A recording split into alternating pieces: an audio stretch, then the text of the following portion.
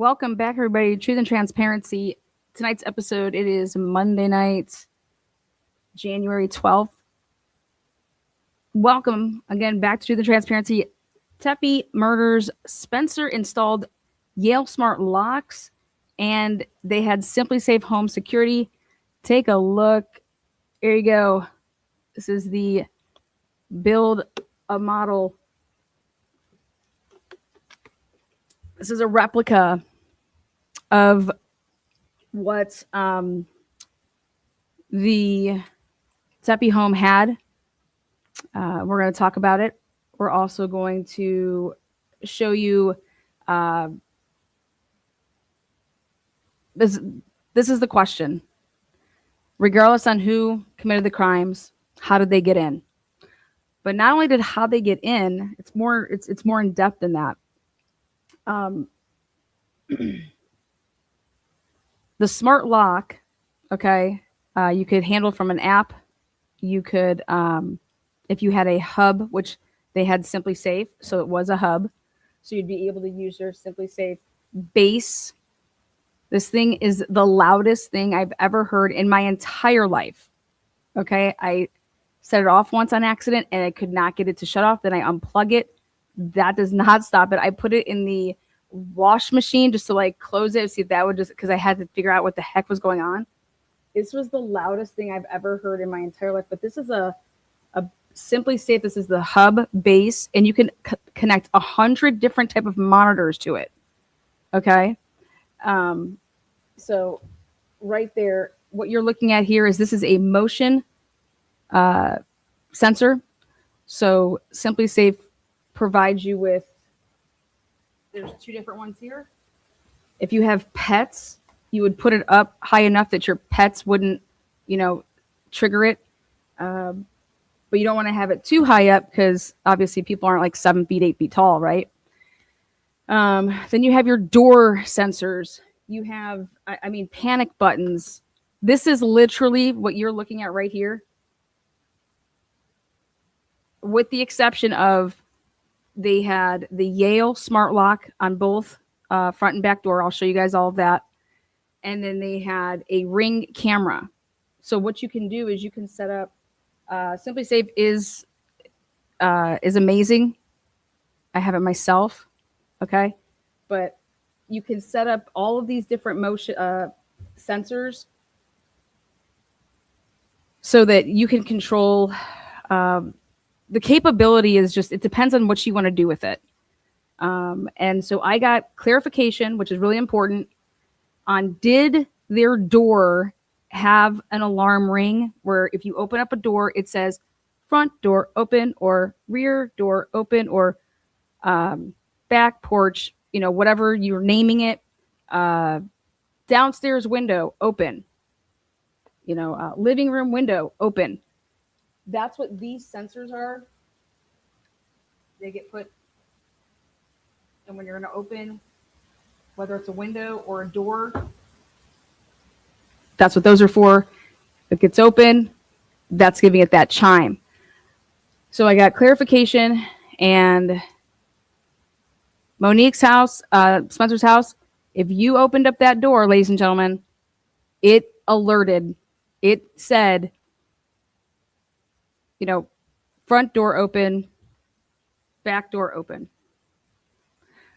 Why this is so important is, let's say that you didn't lock your house. You didn't lock up that night.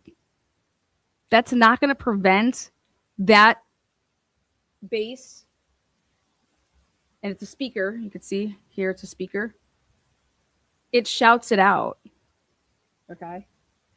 It shouts it out to you. And you can put on the decibels on how, this is so loud, but you can put it on whatever you want. So that's number one. I wanted to know, hey, I know they had SimpliSafe, but was it truly set up? Not only did they have SimpliSafe, but they had Yale Smart Locks. So let me show you what Yale Smart Locks are.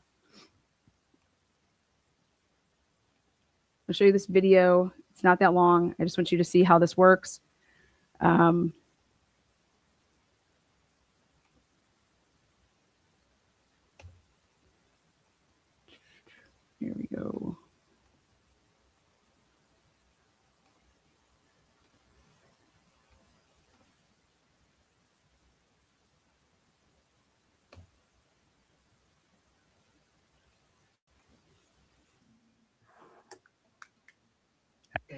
Okay, powerful enough.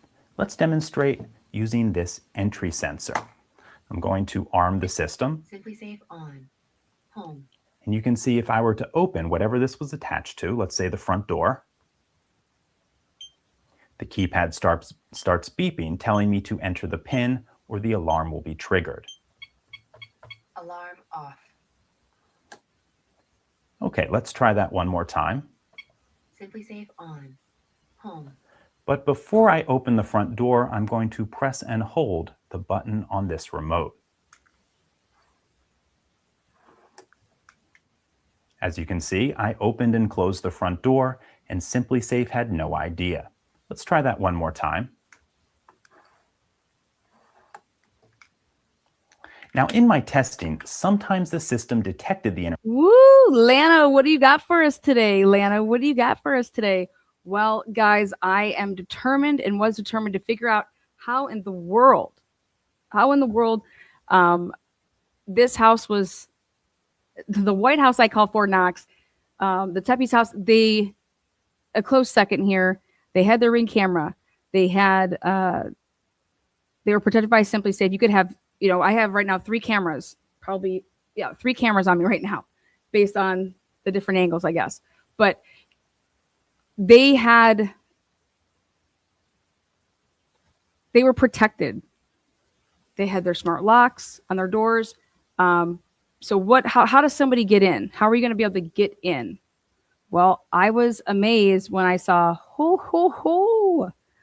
I said, what is this? So I was doing some research on this specific brand,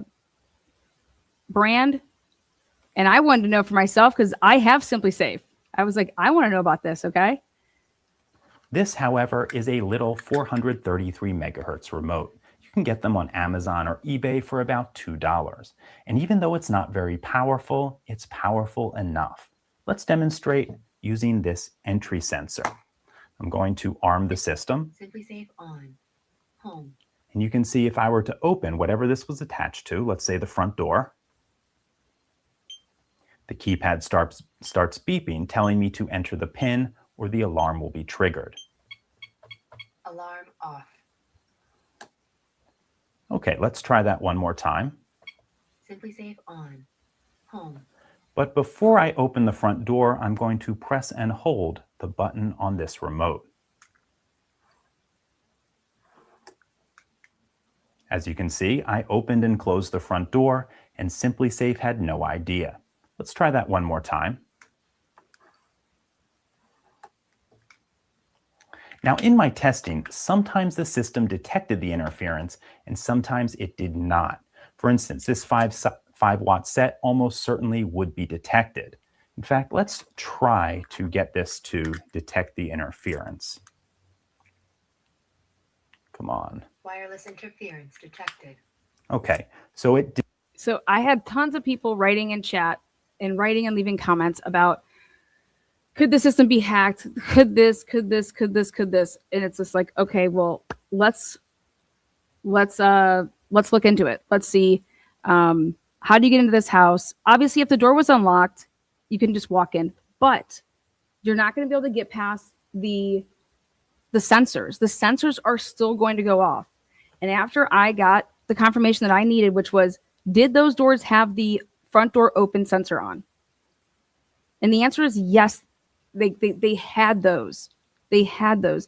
And the people that I asked, that I got this information from, have been in that home. Okay. I did not ask, Joe over there. So once I knew that, okay, yep, that's all I cared about is, did they have the chime or the voice? Yes. I was like, okay, so even if you were to be able to pick the lock, which I'm going to show you how you could pick the lock.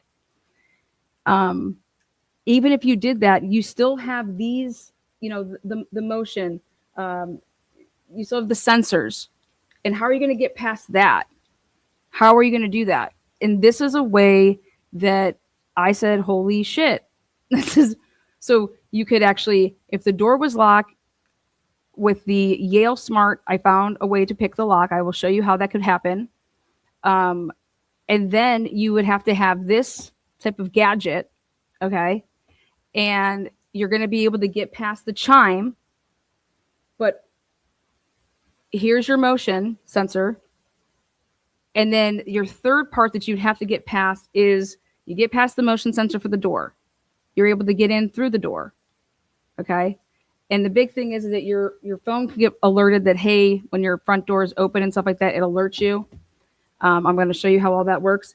But then I'm like, okay, if they did set up what you have as little areas to set in, you put them in like a really good spot to do it is in the crevice of like a wall to where like a corner of a wall is. That's a really good place for them. And these motion sensors, if you have a cat, they will probably set off your motion sensors if they're jumping all over. But yeah. So those are the three things I looked at is how can you get in? Even if the door was unlocked, there's still going to be things that are going to be notifying Spencer and Monique. And then you have a panic button that is right by, if you do it the right way, you put this right by your bed. Okay. And you could press the button. So you can have one of those. I mean, you can have as much shit as you want, but all of these are called monitors, and those link to your base, your SimpliSafe base here, which you just saw that ding. And it is so loud depending on what you want to have it at. If you want to have it lower, higher, medium, but once you activate it and it goes, it is the loudest sounding siren that I've ever heard in my entire life. If you don't believe me, I mean, I am not going to set it off, guys. We will be ending the stream. It is so ridiculous, but you would want it, right? Like, I want to be safe. So here it is. I found a way that this could be bypassed with this device. Detected the interference, but it doesn't activate the alarm. And it actually can't do that if you think about it. You don't want the police called because the neighbor turned on their baby monitor. But what it will do is send you a text alert. So if you do get an alert like this, even if you've gotten them 50 times before, it's worth checking your cameras remotely if you have them. If you don't have cameras, I think it's a really good idea to use them in conjunction with this system. Perfect. So right there, it is a push notification that comes through. You know how they said that this offense occurred at 3:52 a.m.? Even if you bypass, there could be potentially, if something was to trigger, you're also going to have an alert on your phone, and it's called a push notification. It would show up in the Cellbrite download of your phone.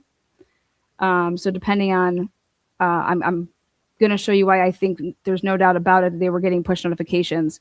That's like the big part of why you would have your phone involved. And so could the 352 come from a push notification? Potentially. I also think that it would be ill-advised to use the yard sign or the window stickers that are provided by SimpliSafe. If you do think the sign... And they had that right in the front yard. They had the protected. Again, they say not, I guess this is something that I've learned that you're not supposed to do that. I didn't even know that.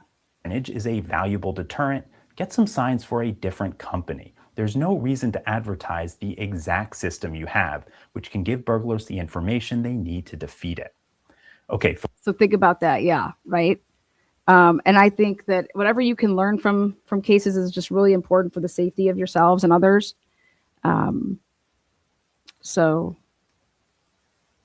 Folks, that's all I have for you today. A special thanks to Andy Station. A simple Google search brings up the company's FCC filings, which tell us that the sensors transmit to the base station at 433.92 megahertz. That is so ridiculous. Anyways, okay. Next up. Want to show you that. Now let's talk about these locks. These locks are everything. They are called Yale Smart Locks. Okay, Yale Smart Locks. And I said I want to know how difficult it would be to pick this Yale Smart Lock. It's a Yale Assure Lock Deadbolt. And they have it in the satin nickel digital touchscreen keypad with Z waves. So you're going to see how all of this works. Let me show you.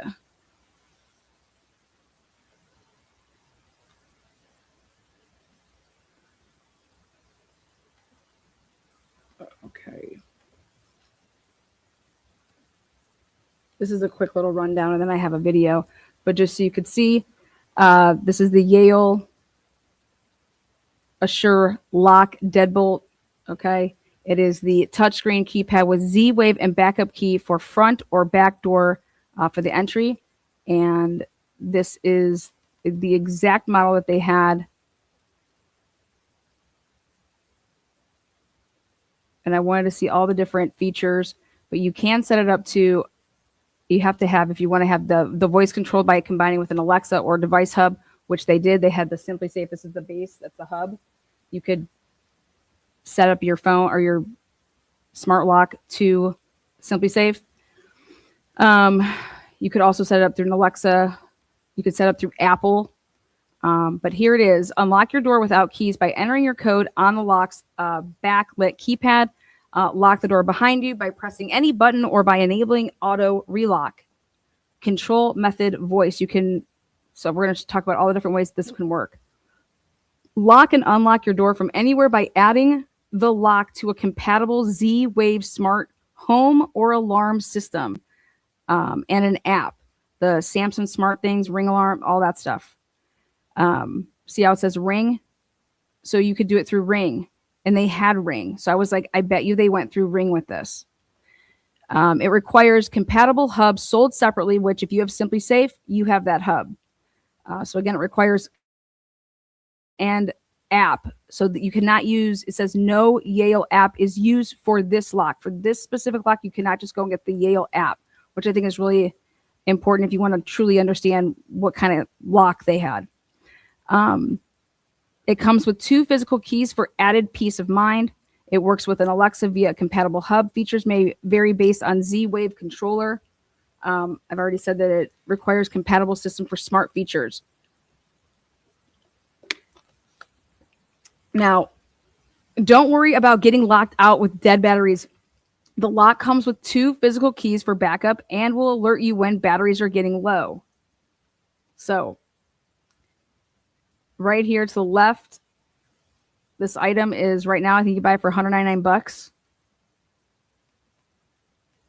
But these are all the different smart features with different phone or with different locks.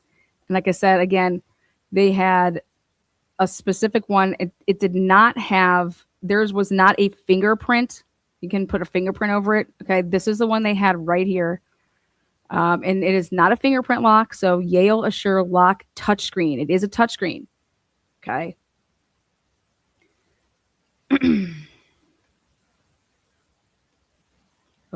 dokie. So let's take a look. I want to show you guys a little video here on, I wanted to see how hard it was to pick this lock. And when installing it, how you use the apps then to do it, so you can see how you're able to control what type of noise it would make when it unlocks, when you're hearing the motorized deadbolt. You can control how loud that is. I mean, it's amazing, wild what you can do with these smart locks. So let's take a look at this lock picking.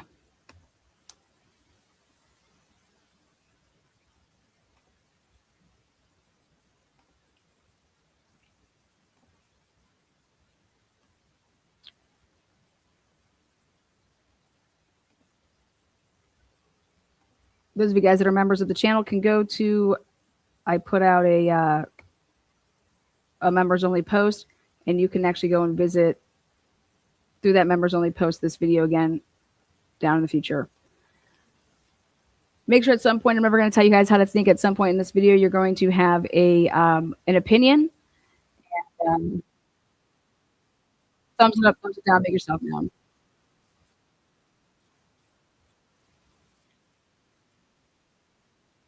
Sent me this $190 smart lock.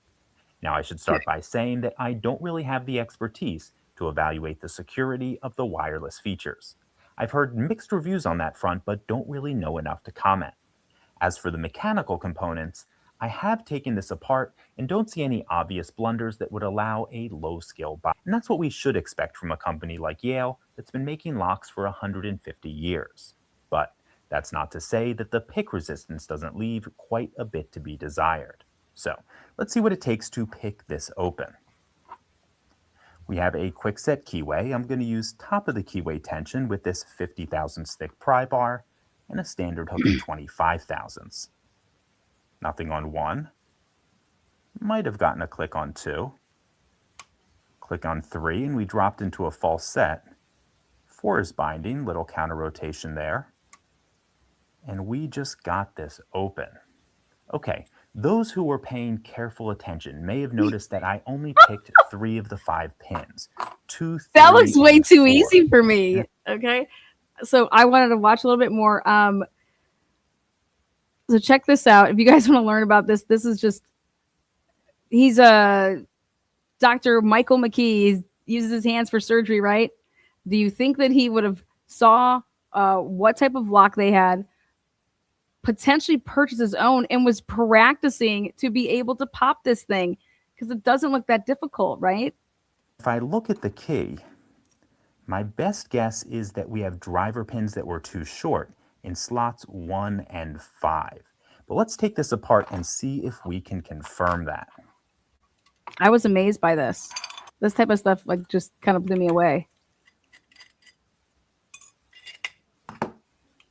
This is like reminding me, taking me back to like watching, I don't know, like Ocean's 11 or something. Okay, here is the lock cylinder. Now we need to remove the clip on the back.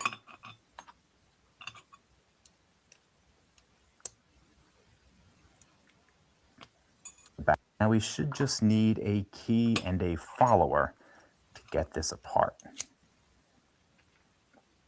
And he's just going to try to show you what, there you go. Okay, we can see it's a 6-pin core. Only 5 chambers are keyed up. And it's unfortunate we have key pins with tapers on both sides. Let me show you what I'm talking about. You can see there's a taper on both ends. That makes it much easier to manufacture. It doesn't matter which way the key pin is stuck into the cylinder, but it also makes it much easier to pick. Whew. As for the driver pins, it's like a very shallow spool in slot 1. Same on 2. I'm not particularly pleased with the manufacturing on these spools. Looks very sloppy. I'll show you what I mean in just a moment. Okay, all of the driver pins are exactly the same, and nothing to speak of with the springs. As for those sloppy driver pins,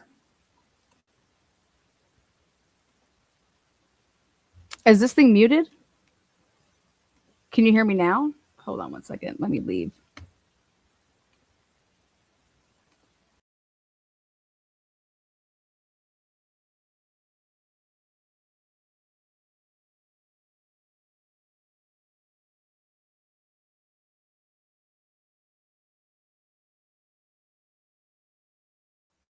All right. Can you guys hear? We're back. We're better. Yes, we're good. It's not muted. People are just assholes. Oh, here we go. Anyways, can you guys hear the video? You guys can hear me, but can you hear this? we can see they're not quite even. Zoom in on this a bit. Little notches in the side. Just doesn't look like the machine work was terribly precise. As for our issue with not having to pick chambers 1 and 5, what we're going to do is put the key pin and the driver pin in, and we can see that that pin stack rests at the shear line. That means without a key inserted, neither 1 or 5 will stop this core from turning at. Moral of the story here is that this was the easiest lock to pick. Like, I was blown away at the ability to pick this lock.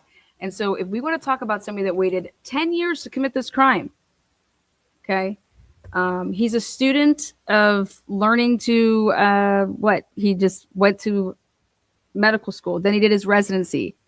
Okay, this is a guy that's using his hands to surgically repair whatever veins, varicose veins, and shit like that. This guy is a student of everything that he would do in life. He looks at it like, well, I can get her. I could whatever you need me to be, I can be. Tell me what you want, and I'll be that. Okay. Nope, that's not how feelings work. It's just not how it works. But he is a student in the mindset of like, okay, well, I'm going to plan this perfect murder. And what I mean by that is if somebody's going to wait 10 years, 9 years, whatever you want to throw that number on. Okay, this is somebody who was that planned this out. If his phone is in Chicago, okay, his phone's in Chicago. It's going to come out in this probable cause that's going to be released once he's extradited here. There's a second probable cause that's going to pop out. And I believe it's going to show that his phone is in Chicago and it's on and that's where he's at. But hey, we have this car that's on a license plate reader, right? So in order for him to be able to do any of this, though, he would have to know what type of what type of system they had, and what type of lock they had. But how do you bypass, even if the door is, let's say, unlocked? How do you bypass all the other, like the sensors? When a door would be open, it's going to ding. The motion sensors. How do you bypass all of that? And the answer to that is that you don't, unless you have some tools, unless you have some intel. And that's what I've been saying, is that he either had help with somebody leaving the door open, okay, or he did a lot of planning, which would have been putting him in Columbus a lot, to be able to know their schedules. When are they going to be there? Who's going to drive almost 7 hours from Rockford to Columbus? It's not like you're just going to Chi-Town. You're adding on about an hour, if not more. You're not able to make it all the way with a tank of gas. You're going to be so close to needing to fill one up. You're definitely going to need to go back. I believe that you're going to need one on your way here and on your way back, because it is what it is. That means I believe he would have had a car filled with already gas cans, so that when he would just pull off the side of the road, on like the highway, and fill up his gas tank like he, ran out. Then you got a guy that would need to know what type of locks, security system. They have a dog in there. Okay. This just goes to a lot of planning, And then their schedules. How did you know they were going to be home? You can only have so let's say I leave my phone in Chicago. All right. If I leave my phone in Chicago, awesome. But my phone's normally like doing stuff. Okay. So it's one thing. Yep. During the middle of the night, I'm going to be sleeping, so I'm not using my phone. So you're going to have to create a pattern of like, hey, I don't use my phone after 9 p.m. And then I don't pick it up until 6 a.m. 9 p.m., 6 a.m. How many hours is that? During the holiday time, your schedule could be different. But you need to come here and get back there as quickly as you can, because you need to have your phone. It can't just be, oh yeah, it's in Chicago, but guess what? Not an app was used. It didn't make any calls. Well, guess what you can do nowadays? You can schedule stuff. You could schedule things that have happened in your phone. The last thing that you would want to do is have an alarm set, though, and you don't click it, and then your alarm was going off for like a couple hours. But even if he left his phone in Chicago, I'm curious if you're going to be running some applications. How would you do that? Because it's one thing to have your phone there, and that's what I believe it's going to show, is that his phone's in Chicago, but he got caught on these, LPRs, and then you literally drove how many miles, how many hours straight, had your gun with you, wherever you got this gun from, and you knew that they were going to be home, and you knew that you can get in. How does all of that play out? Oh, he's just going to take a chance that, let's just hope and pray today that the door's unlocked? Come on, guys. No. How many times did he think to himself that he thought he mustered up the balls to do it, and then he actually drove it and then couldn't do it, and then he left? Okay, think about the Adelson case. So are there going to be, I'd be looking at his, anytime that he would have made a trip to Columbus, why would he ever need to come to Columbus? But did he ever make a trip? I just didn't do it. Went back. Also, he's going to have to come and monitor the situation, canvas, case the joint. So I'm curious if all the times that he did that, this is somebody that's planned this for how long? If all the times that he came to do that, did he leave his phone in Chicago and come with a burner phone? But I believe that this was hella planning, and I believe that if this is your guy, right, that he did everything that I'm telling you right now. He could potentially have left shell casings like at the scene that were really not from that shooting, but he placed 3 there that were from somewhere else that he got. This is somebody that did everything in their power to plan it and get away with it. But you have to be thinking to yourself, you're the ex-husband. Okay? You're the ex-husband. Yeah, but I haven't talked to her and I haven't seen him nothing in like 9-10 years. I'm over here. I just did my residency in Virginia Tech. Then I go to Maryland. Then from Maryland, I go to Las Vegas. Then from Las Vegas, I'm in Cali. And now I'm in Chicago. I just bought, a penthouse suite. But guess what? Yeah, that's 2 bedrooms. He wanted a big family. Okay. He's like, yeah, I'm working all the time. I mean, what does he do? Who does he hang out with? So I can't wait to see what this paper trail of digital evidence is going to look like. But I was kind of blown away when I saw the system that they had, the locks that they had, and the ability to pick these locks and that remote to be able to silence the sensors on the doors and the windows. That was unbelievable. But did he not account for maybe the motion sensor? Because how do you do that? You're supposed to set it up so that somebody can't. He has to know where it's at, and he's going to have to either duck or, what is it going to do? And it's the range of these, I don't think there's anything, when I say ducking or jumping, it's not going to work, but you can try. So maybe this was the last layer of defense, and it happened right before he got upstairs, but it at least alerted them enough to the point that he got them to punch in the code at gunpoint.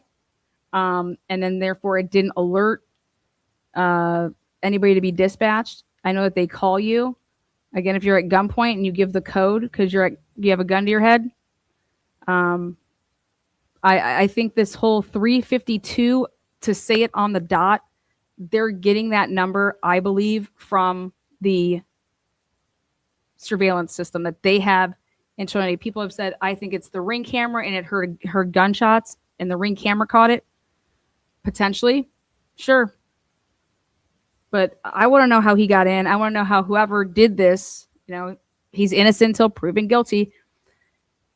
Whoever did this, how did you get, even if the door was unlocked, you're not going to get past the front door open, rear door open, window open. You're not going to get past that.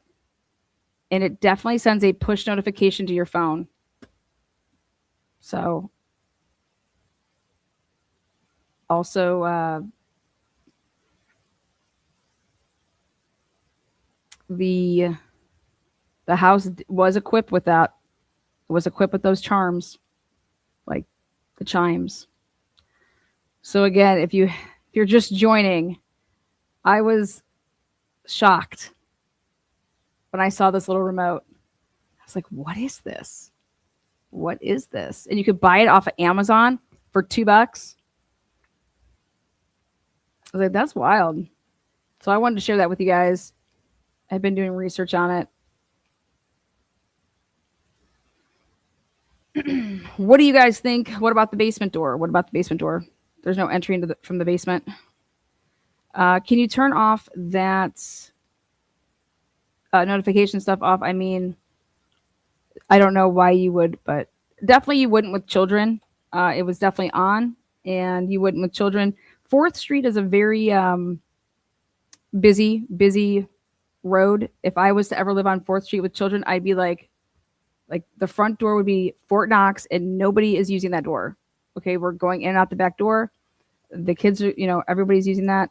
I would be very, very, it would give me anxiety, that front door with small children. You would want every chime possible, because if you're doing something and next thing you know, your 4-year-old, going out the door, you got that last layer of defense, which they did.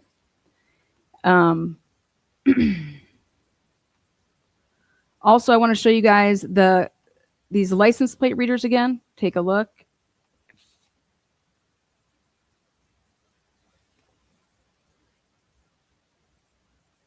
Again, this is what their system they had. These are motion sensors. Your home base, this thing's loud as hell. You can then put everything can be hooked up to that. These are your door and window sensors, but this is the plan that you're working with, and you can build as big of a plan as you want, but those are the different devices that would be hooked up. You can put, I have cameras inside, I have cameras outside. So they could have had cameras inside. But I know this right here, they had, I'm just praying and hoping that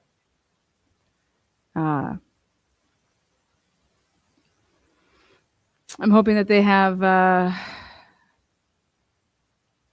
think it's really, really important that timestamp signifies something of somebody's entering the home, because that's really, really, a jury can hear a sound or something like that and say, oh, that's when we think that this was, but a front door open, that's versus listen to this on the Ring camera and hear this sound, oh, maybe that was the dog. But, I just think if you can know that the door was open or a window was open and it was a push notification or a motion sensor went off, it'd be just 10 times more for the jury's sake that, yep, okay.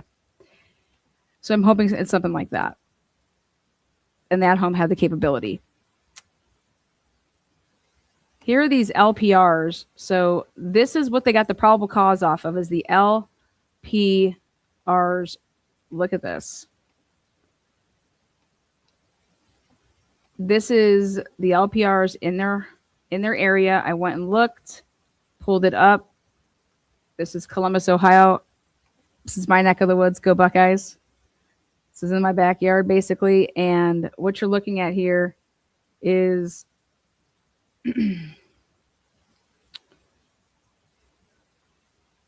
their house is right here on the corner. They're on 4th. It's the second house up here on the left. So they're 4th and 8th. So they had a license plate reader right out in front, and that's the vision of it, that it will catch everything like this. So it also will catch 9th. And then we have Summit being covered. Then you have you can go on 11th here. You have to go, because these are some one ways. Let me tilt that. this bigger.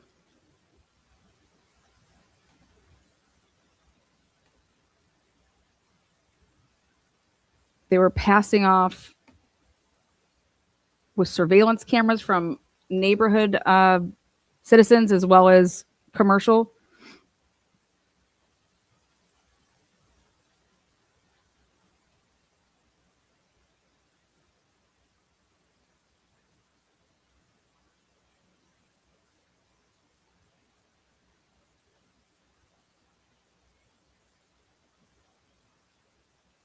This is that area. And it's crazy because look at in the short north, none.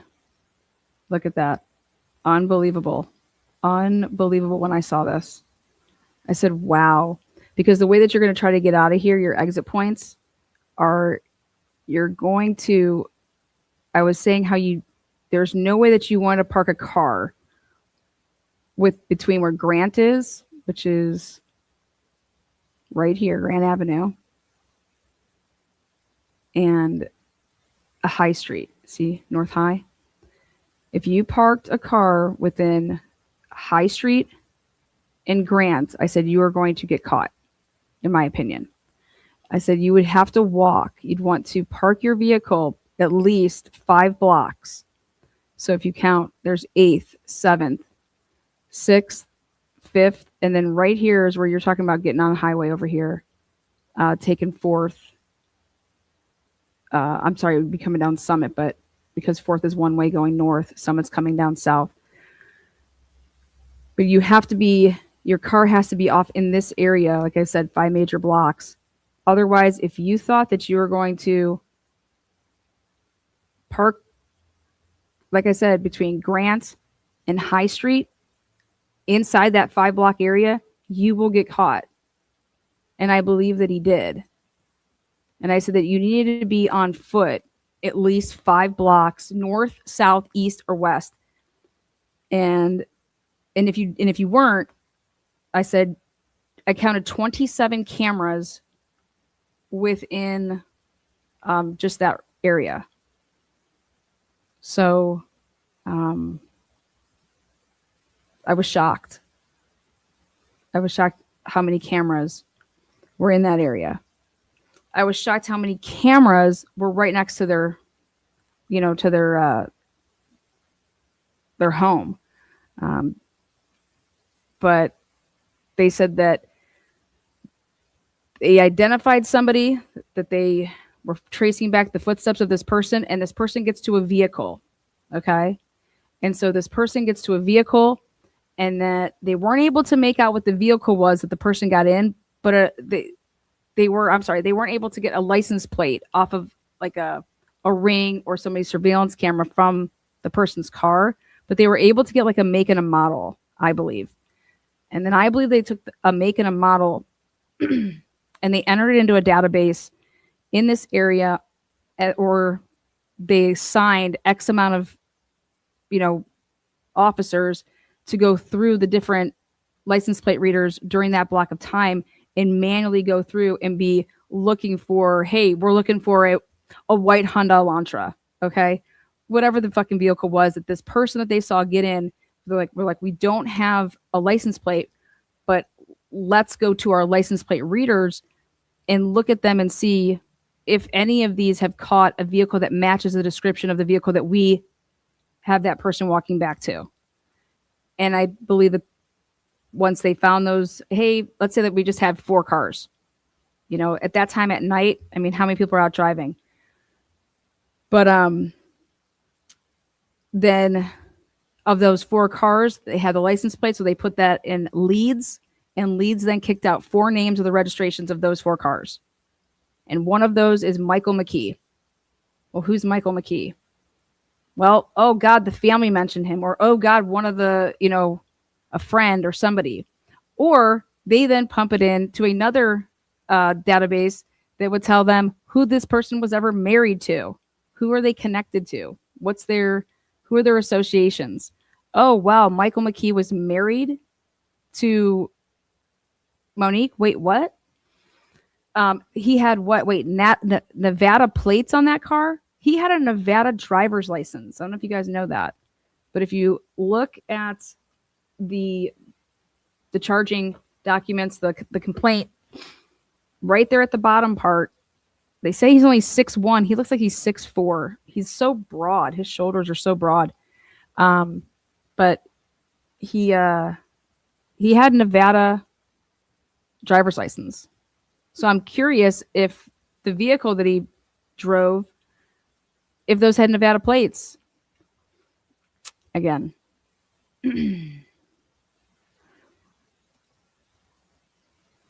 They've always had him as a suspect, but you can say that you have somebody like, hey, the family thinks that he's, oh my God, it has to be this guy, right? Awesome. Well, the cops are like, yeah, we need to eliminate all of you guys because we have no forced entry here. So we need to eliminate everybody in the inner circle here. Friends, family. Okay. She was married to him 10 years ago. You guys could just be saying this to us. But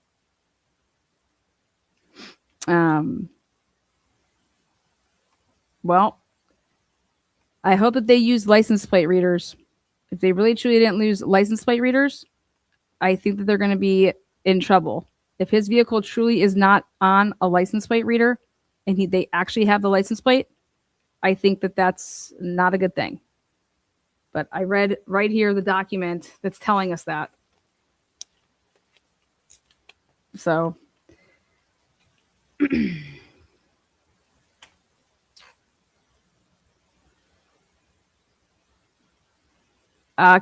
can't tell us what he's driving. I have no idea what he's driving. Nobody knows what he's driving right now.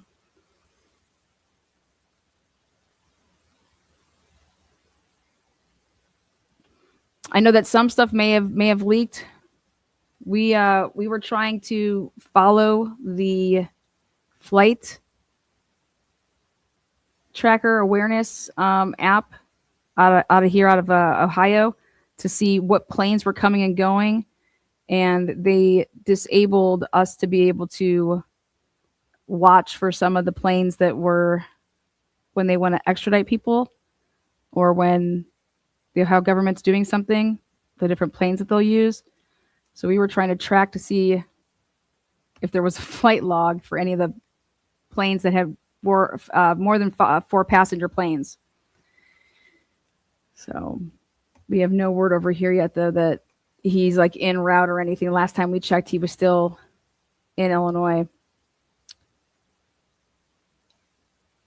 Let's see.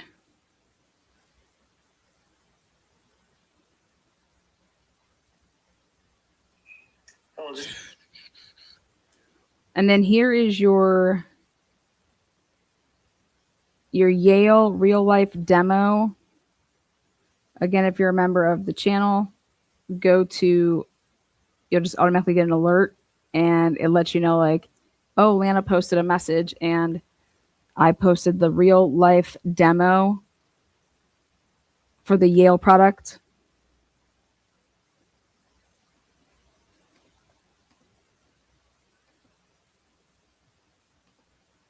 So again, the SimpliSafe, I want to show you that video one more time with this little device. I was like, wait, what is that? That is nuts. That is nuts.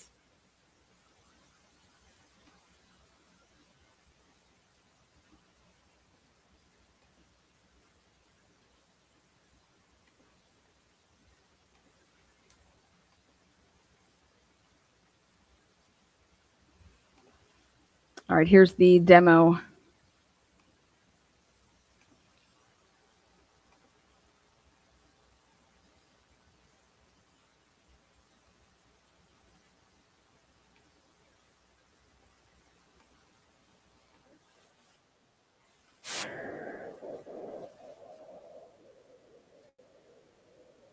Go ahead and show you how it works from the outdoors.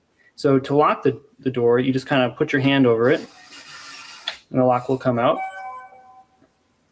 Now, when you want to unlock... This is the exact model they had, guys. So here it is. This is the exact model. Hello, this is Andrew Vantil from Missing Remote. We're back with the Yale Real Living touchscreen door lock. I'm going to go ahead and show you how it works from the outdoors.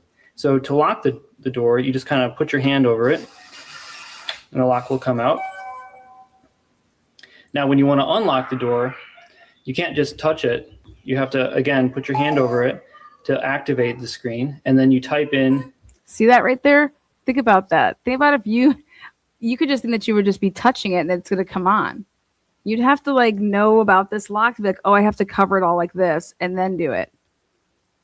I mean, that's a piece that would be like, there's a lot of, I'm telling you, a lot of people in this chat, if I was to hand you that lock and I didn't show you this video, and I said, here, you have 30 seconds to get the keypad to come on. There's people that aren't even going to get it to come on. I'm telling you that right now. And there's no knock to those people. It's just, who would think to do that? If you touch it, you just think that the keypad's going to pop up. It does not. You have to cover it, and then that's what makes the keypad reveal itself. You have to, again, put your hand over it to activate the screen, and then you type in your code, and then you also have to type in the pound key. Now, this is one of the things that I really like about this lock versus some of the other locks that are out in the market.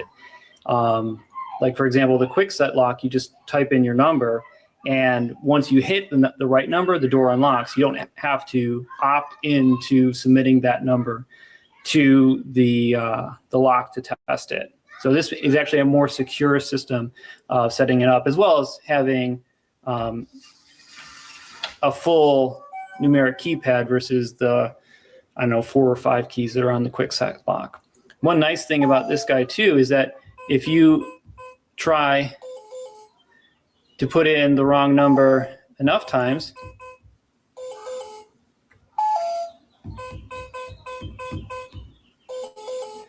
it will end up locking out the door lock.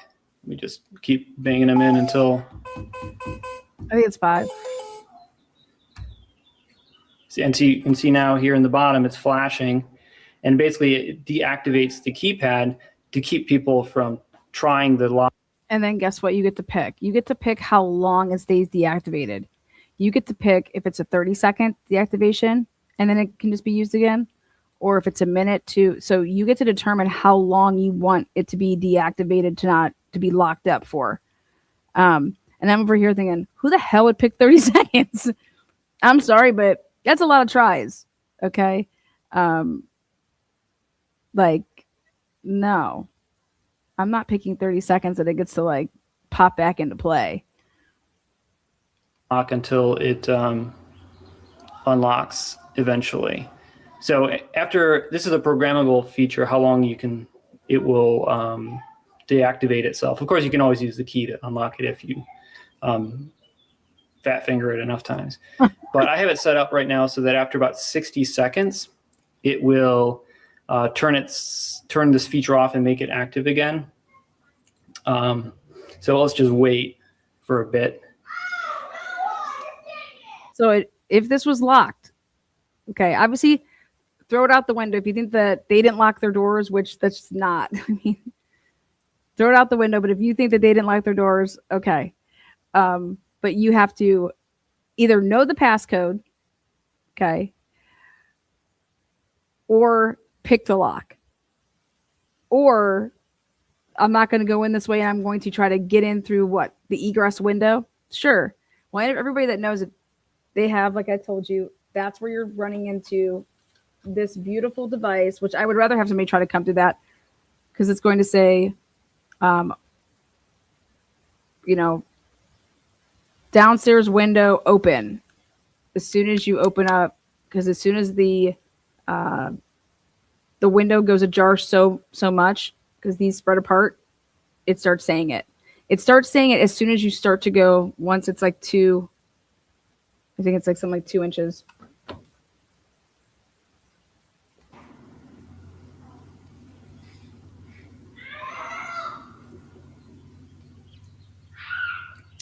How did the 3 people get in? What is this guy doing? Oh, I meant to press stop. All right. So again, I think that this is really, really crucial. If there is no sign of forced entry, so how did this happen? Also, if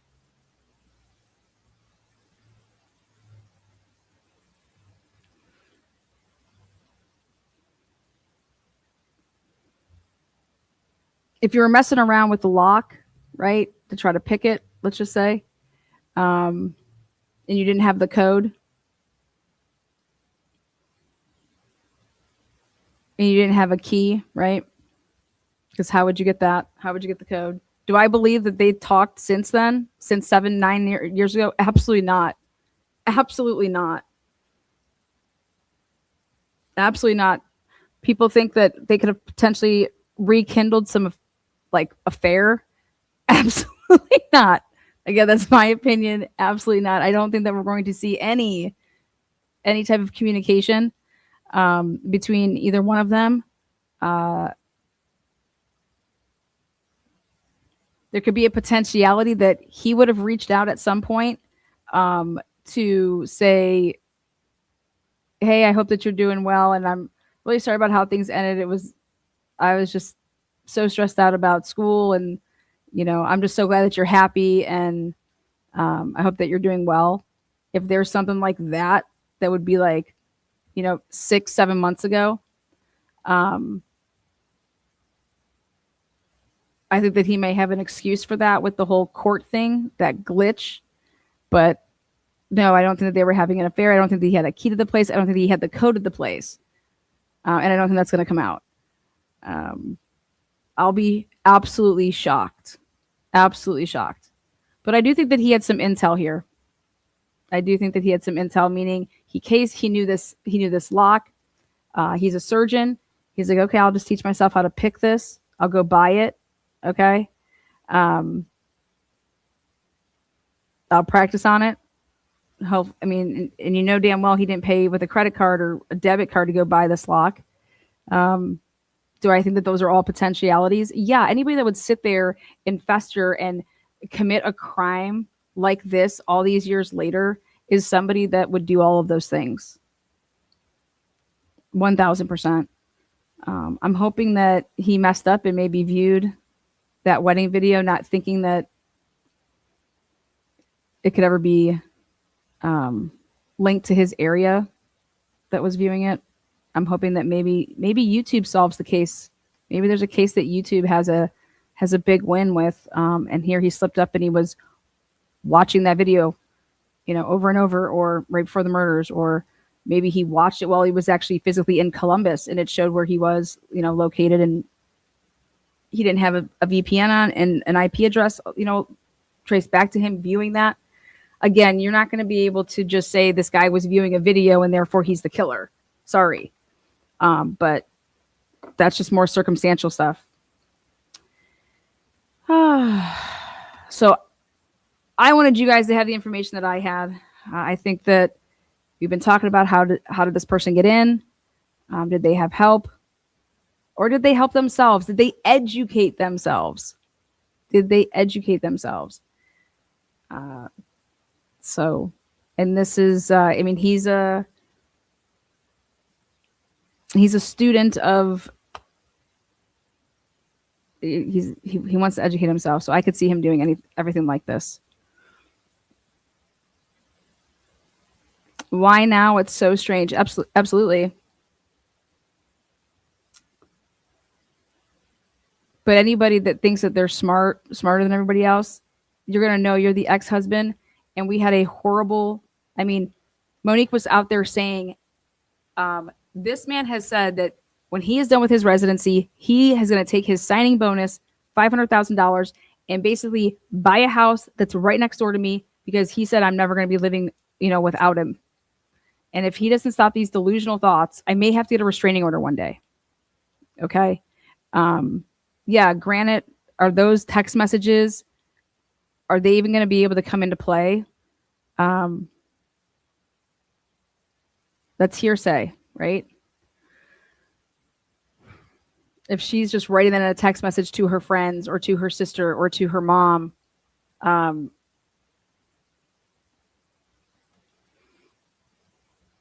we'll see. I know that there's friends and family members that didn't even know this man's name because she never said his name. It was just, he's such a monster. And it was like never talked about his name. First, last name, nothing. And people just found out his name for the first time right after this happened. Then like, what do you mean? Okay, wait, what's the ex's name? So there's people that didn't even know what his name was, but knew about him and knew that just Monique never wanted to talk about it. He was emotionally abusive and that she was really anxious and jumpy because of him. So they upgraded his charges to premeditated murder. And now this is premeditation, doing shit like this, casing the joint, going and getting the same lock. Again,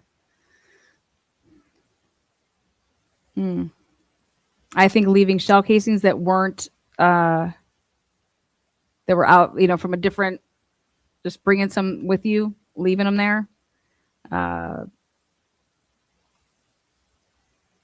don't know why you would just take some of them and not all of them, because rumors are coming out here that there's way more shots that were taken. Again, that's not confirmed. That's just rumors around here that Monique just wasn't shot once. So I don't know. We will know way more once he is extradited and once he is here in front of a judge here in Ohio. Then they can do exactly what they did in the Idaho 4 case, which is release there is a sealed probable cause right now. There's a sealed affidavit that I had got confirmation. I called the courts personally and had them look and ask. And I said, has that been unsealed? What's up? And it's not going to be unsealed until he's here in front of the judge. And then once he's here in front of the judge, then it'll be unsealed. So it's just like how the Idaho 4 case was when they had to do the extradition. And we didn't get to know anything and we got that PCA after he was, Brian Culver went from Pennsylvania to Idaho. So the same thing is going to happen here.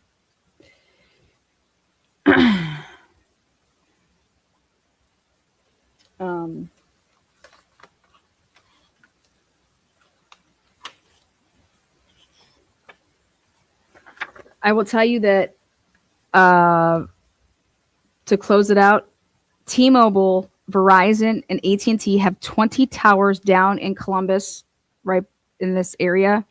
And I have the top 5 towers for each AT&T, T-Mobile, and Verizon. And my live tomorrow is to talk about the different cell tower area, and they might be relying on some historical data for that to see if he was casing the place, if you're going to be able to put his cell phone in and around that house prior to.